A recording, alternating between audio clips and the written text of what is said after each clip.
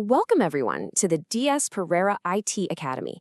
Today, we are going to be diving into a topic that is absolutely essential for anyone in IT: continuous probability distributions. Now, this might sound a bit complex, but trust me, understanding this is key, whether you're looking at network performance, data science, or even machine learning. So let's jump right in and get started. So here's what we've got on the agenda for today. First, we'll cover the absolute basics of continuous probability to build a strong foundation. Then, we'll look at the simplest type, the uniform distribution, and we'll walk through a real IT example step by step. After that, we'll tackle the famous bell curve, the normal distribution. And finally, we'll touch on a couple of other really useful tools, the standard normal and exponential distributions. All right, let's get into our first section, the basics of continuous probability. This is all about getting to grips with how we handle probability for variables that can take on literally any value within a certain range, not just fixed numbers. First up, what exactly is a continuous random variable? In English, it's a variable that can take any value within a given range. Think of things that you can measure, not just count. Singlanan kiwot, discrete variables, aka ගණන්කරන්න පුළුවන් දේවල්, උදාහරණයක් විදිහට පන්තියක ඉන්න ළමයි ගාන වගේ, ඒක 25ක් වෙන්න පුළුවන්, 26ක් වෙන්න පුළුවන්, ඒත් 25.5ක් වෙන්න බෑ. හැබැයි continuous variable එකක් කියන්නේ එහෙම නෑ. ඒක පරාසයක් ඇතුලේ ඕනෑම අගයක් ගන්න පුළුවන්. හරියට කෙනෙක්ගේ උස, බර, එහෙම නැත්නම් යම් වැඩක් කරන්න යන කාලය වගේ. උස මීටර් 1.67ක් වෙන්න පුළුවන්, 1.67ක් වෙන්න පුළුවන්, 1.63ක් වෙන්නත් පුළුවන්. අගයන් අතර කිසිම හිඩසක් නෑ. IT වලදී server එකක response time එක, file download speed එක, මේවා තමයි හොඳම උදාහරණ. Now, this is probably the most important idea to grasp. For continuous variables, probability isn't about a single point. It's always the area under a curve for a specific interval. මෙතන තමයි වැදගත්ම සංකල්පය තියෙන්නේ. Discrete variable එකකදී අපිට පුළුවන් හරියටම x equals 10 වෙන්න තියෙන සම්භාවිතාවය හොයන්න. ඒත් continuous variable එකකදී එකම එක ලක්ෂයක සම්භාවිතාවය බිඳුවයි. ඒක හරියටම දවල් 2යි තත්පර 30ටම වහිනවද කියලා අහනවා වගේ ඒක වෙන්න තියෙන ඉඩ ශුන්‍යයි. ඒ නිසා අපි හැම වෙලෙම බලන්නේ පරාසයක සම්භාවිතාවය. උදාහරණයක් විදිහට දවල් 2ත් 3ත් අතර වහින්න තියෙන සම්භාවිතාවය කීයද? ගණිතමය වශයෙන් ඒක හොයන්නේ සම්භාවිතා ඝනත්ව ශ්‍රිතය probability density function වක්‍රයට යටින් අපිට අවශ්‍ය පරාසය ඇතුළේ තියෙන වර්ගඵලය, ඒ කියන්නේ area එක හොයලා. මේක හොඳට මතක තියාගන්න, continuous probability කියන්නේ area. Okay, so let's start exploring some specific distributions. And we'll begin with the most straightforward one out there, the uniform distribution. It's the perfect starting point to really understand that link between area and probability. So, what is a uniform distribution? In English, it means that for a random variable, every possible outcome within a given range has an exactly equal chance of happening. Singhalinkiananam, uniform distribution ekagadi, dilatina parasea etuletina hamagiakatama, ekama samana sambhavitavayak tienava. කිසිම අගයකට විශේෂවතයක් නැහැ, හැමදේම fair. හිතන්න ඔයාලා computer programming එකකින් 0ට 10 එක අතර random number එකක් generate කරනවා කියලා. ඒ program එක හරියට වැඩ කරනවා නම් 2n තියෙන සම්භාවිතාවයයි 7n තියෙන සම්භාවිතාවයයි දෙකම එකයි. එනිසා තමයි මේකට uniform එහෙම නැත්නම් ඒකකාර ව්‍යාප්තිය කියලා කියන්නේ. And here's the formula that defines it. This is the probability density function. Its f of x equals 1 divided by the quantity b minus a, and this holds true for any value of x between a and b. මේ තියෙන ඒකාකාර ව්‍යාප්තිය සම්භාව්‍යතා ඝනත්ව ශ්‍රිතය. ඒ කියන්නේ probability density function එක. මෙතන fx කියන්නේ x කියන අගයට අදාළ සම්භාව්‍යතා ඝනත්වය. ඒ කියන්නේ අපේ පරාසයේ තියෙන අඩුම අගය, ඒ කියන්නේ minimum value. b කියන්නේ වැඩිම අගය, ඒ කියන්නේ maximum value. මෙතන වැදගත්ම දේ තමයි fx වල අගය x මත රඳා පවතින්නේ නැහැ. ඒක නියතයක්. ඒ කියන්නේ constant එකක්. මේක ප්‍රස්ථාරක ඇඳුවොත් අපිට ලැබෙන්නේ පැතලි සිරිජි කෝණාශ්‍රයක rectangle එකකඩයක්. ඒකේ උස තමයි 1 divided by b minus a කියන්නේ. Now, for any uniform distribution, there are two key numbers we often want to find. The first is the expected value, or the mean, which is just a plus b divided by 2. The second is the variance, which measures the spread of the data. That formula is b minus a squared divided by 12. මෙතන අපිට uniform distribution එකක වැදගත් මෙනුම් දෙකක් තියෙනවා. පළවෙනි එක expected value, ex, ඒකට අපි මධ්‍යන්‍ය mean කියලා කියනවා. මේකෙන් කියවෙන්නේ අපි distribution එකේ සාමාන්‍ය අගය නැත්නම් මධ්‍ය ලක්ෂ්‍ය. බලන සූත්‍රය කොච්චර සරලද කියලා අඩුම අගයයි වැඩිම අගයයි එකතු කරලා දෙකෙන් බෙදන්න විතරයි තියෙන්නේ. දෙවෙනි එක variance var x. ඒකට අපි විචලතාවය කියනවා. මේකෙන් මනින්නේ දත්ත ටික මධ්‍යන්‍ය වටා කොච්චර පැතිරලාද කියන එක. සූත්‍රය තමයි b - a වර්ගය 12න් බෙදන්න ඕනේ. B-A කියන්නේ අපේ පරාසය පළල. ඉතින් පළල වැඩි වෙනකොට variance එකත් වැඩි වෙනවා. ඒ කියන්නේ දත්ත වැඩිපුර පැතිරලා. All right, theory is great, but let's see how this actually works in the real world. We're going to apply these concepts to a practical IT problem to make everything crystal clear. Okay, here's our scenario. Imagine a cloud storage app. After analyzing their data, they find that the size of files people upload is uniformly distributed, anywhere between 5 megabytes and 15 megabytes. Hari. දැන් අපි ගානකට යමු. Cloud storage app එකක් තියෙනවා. ඒකට upload කරන file වල size එක ගැන දත්ත බලද්දි එයාලා හොයාගෙන තියෙනවා file size එක megabytes 5වත් 15ත් අතර ඒකාකාරව ව්‍යාප්ත වෙලා කියලා. ඒ කියන්නේ 5 MB ට අඩු file නෑ, 15 MB ට වැඩි file ත් නෑ. 5th 15ත් අතර ඕනම size එකක් වෙන්න තියෙන සම්භාවිතාවය සමානයි. ඉතින් අපේ අඩු මාගය A equals 5 සහ අපේ වැඩි මාගය B equals 15. First, we want to find the average file size, which is the expected value. And as with any math problem, the first step is always to write down what you know. So, step 1, given information. We know that A equals 5 and B equals 15. හරි. මුලින්ම අපි මේ file වල සාමාන්‍ය size එක, ඒ කියන්නේ expected value එක හොයමු. ඕනෑම තාණක් හදද්දී පළවෙනි පියවර තමයි අපිට දීලා තියෙන දත්ත පැහැදිලිව ලියා ගන්න එක. පියවර 1 දී ඇති දත්ත. අපේ අවමාගය A සමානයි 5, අපේ උපරිමාගය B සමානයි 15. Okay, on to step 2. Here, we write down the formula we need. For the expected value of a uniform distribution, that formula is EX equals A plus B divided by 2. Divani piyavara, adala sutraya liya ganima. Api dannawa uniform distribution ekaka expected value EX hoyanna pavichchi karna sutraya thamai EX equals A plus B divided by 2. Mekan apita parase madhya lakshya e kyane samanya labanawa. Step 3 is nice and easy. We just substitute our values into the formula.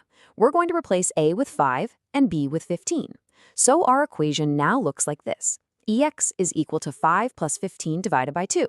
තුන්වෙනි පියවර සූත්‍රයට අගයන් ආදේශ කිරීම. දැන් අපි අපේ සූත්‍රය A වෙනුවට 5ත් B වෙනුවට 15ත් දානවා.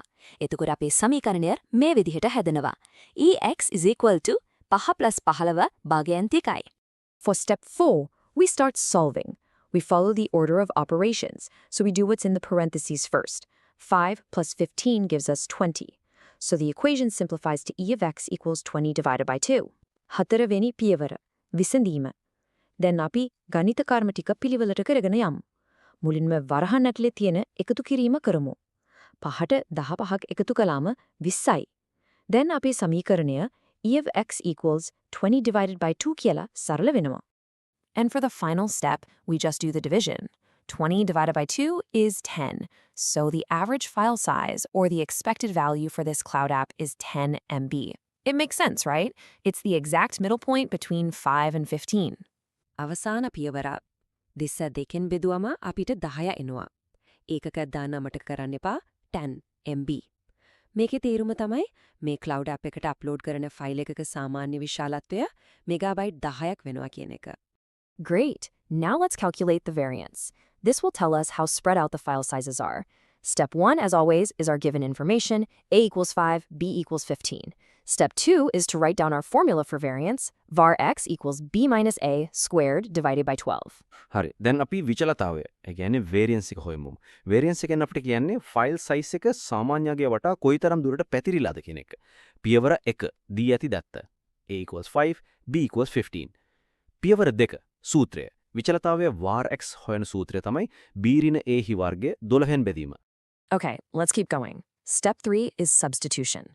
We plug in our numbers to get 15 minus 5 squared over 12.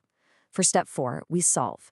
First the parentheses. 15 minus 5 is 10. Then we square it. 10 squared is 100. So now we have 100 divided by 12. පියවර 3 ආදේශ කිරීම. y ට 15 a ට 5ත් ආදේශ කරාම අපිට var x සමානයි 15 minus 5 squared බෙදීම 12 කියලා ලැබෙනවා. පියවර 4 විසඳීම. මුලින්ම වරහන් ඇතුලේ අඩු කිරීම කරමු. 15න් 5ක් අඩු කරාම 10යි. ඊළඟට ඒකේ වර්ගය ගමු. 10ේ වර්ගය 100යි. දැන් අපිට තියෙන්නේ var x සමානයි 100 බෙදීම 12. And the final result, when we divide 100 by 12, is approximately 8.33. The unit for variance is a bit strange. It's megabytes squared. This number gives us a mathematical measure of how spread out the file sizes are from our 10 megabyte average. අවසාන පිළිකර 112න් බෙදුවම අපිට දශම ස්ථාන දෙකකට 8.33 කියලා ලැබෙනවා. මෙතන ඒකකය වෙන්නේ MB වර්ග megabyte squared. මේ අගය අපිට ෆයිල් සයිස් වල පැතිරීම ගැන අදහසක් දෙනවා. අගය වැඩි වෙන්න පැතිරීම වැඩි කියන එකයි තේරුම. Alright, let's ask a different kind of question now. What is the probability that if you pick a file at random, its size will be somewhere between 12 MB and 15 MB? In other words, we're looking for P of 12 is less than X is less than 15. Hari, then අපි සම්භාවිතාවය හොයන ප්‍රශ්නයකට යමු. අහන්නේ අහම්බු ලෙස තෝරාගත්ත file එකක size එක 12 MB සහ 15 MB අතර තියෙනට ඇති සම්භාවිතාවය කීයද? ගණිතමය වශයෙන් අපි හොයන්න යන්නේ P of 12 less than X less than 15 කියන එක. To answer this, we need to go back to that core concept we talked about. Remember? Probability is area. So to find this probability, we need to find the area under the graph of our distribution between the values of 12 and 15. It's the shaded rectangle you see here. මතකද අපි මුලින්ම කතා කරපු දේ. Continuous probability කියන්නේ area එකක් කියලා. මෙන්න ඒක පාවිච්චි කරන අවස්ථාවක්. අපි හොලන්න ඕනේ සම්භාවිතාවය කියන්නේ අපි යුනිෆෝම් ඩිස්ට්‍රිබියුෂන් එකේ ප්‍රස්ථාරයේ x = 12 සහ x = 15 අතර තියෙන වර්ගඵලය. මේ ස්ලයිඩ් එකේ තියෙන රූපය අඳුරු කරලා තියෙන ත්‍රිජ්‍යාකෝණාශ්‍රයේ වර්ගඵලය තමයි අපි හොයන්න ඕනේ. So, how do we calculate the area of that rectangle? We can do it in 3 simple steps. First, we need its height. The height is just the constant value of our function, which is f of x equals 1 divided by 15 minus 5, which equals 1/10. Second, we need the width. The width is the length of our interval, so we take the upper value minus the lower value. 15 minus 12 equals 3. Third, we calculate the area. The area of a rectangle is just height times width, so our probability is 1/10 times 3. Hari, දැන් අපි ඒ වර්ගඵලය පියවරෙන් පියවර හොයමු. පියවර 1 උස හඳුනා ගැනීම. මේ ත්‍රිජ්‍යාකෝණාශ්‍රය උස කියන්නේ අපේ fx වල නියත අගය. fx equals 1 divided by b minus a equals 1 divided by 15 minus 5 equals 1 divided by 10. පියවර 2 පළල හඳුනා ගැනීම. පළල කියන්නේ අපිට දීලා තියෙන පරාසයේ දිග. ඒ කියන්නේ 15න් 12ක් අඩු කරන්න ඕනේ. 15 minus 12 5යි. පියවර 3 වර්ගඵලය ගණනය කිරීම. ත්‍රිජ්‍යාකෝණාශ්‍රයක වර්ගඵලය කියන්නේ උස වැඩි කිරීම පළල. ඒ නිසා සම්භාවිතාවය equals 1/10 times 3. And that calculation gives us our final answer, 0.3.